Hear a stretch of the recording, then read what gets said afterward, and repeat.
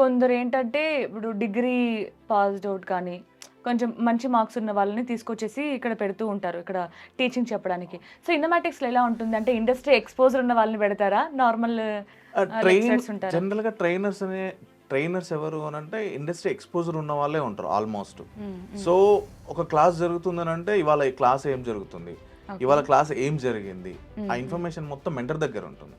So, mentor ఎంత trainer అయినా సరే కానీ ఏం ఎక్స్ప్లెయిన్ చేయాలి వాళ్ళకి, ఎలా ఎక్స్ప్లెయిన్ చేయాలనేది మెంటర్ డీల్ చేస్తారు అనమాట. సో మెంటర్తో కమ్యూనికేషన్ ట్రైనర్కి బాగుంటుంది.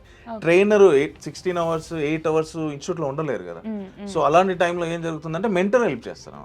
మెంటర్కి కూడా ఇండస్ట్రీ ఎక్స్పోజర్ మోస్ట్లీ అంటే ఇప్పుడు 100% ఉన్నారు అనుకోండి, 80% ఇండస్ట్రీ ఎక్స్పర్ట్ ఉన్న వాళ్ళే ఉంటారు అక్కడ. అంటే ఇండస్ట్రీలో ఏం జరుగుతుందో తెలిసిన వాళ్ళు. ఒక 20% మాత్రమే ఎక్స్పీరియన్స్ క్యాండిడేట్స్ ఉంటారు. జనరల్గా వీళ్ళకి అన్ని ఇన్ఫర్మేషన్స్ తెలుసు. ఎందుకు అని అంటే ఒక 20 మెంబర్స్ అక్కడ కూర్చుంటారు. 20 మెంబర్స్ క్లాస్లో కూర్చున్నప్పుడు వచ్చి నాకు డౌట్ ఉందని అడిగినప్పుడు డౌట్ కంపల్సరీ క్లియర్ చేయాలి. క్లియర్ చేయలేదు అనుకోండి, అక్కడ మెంటర్ పరిస్థితి ఏంటో ఒకసారి ఆలోచించాలి.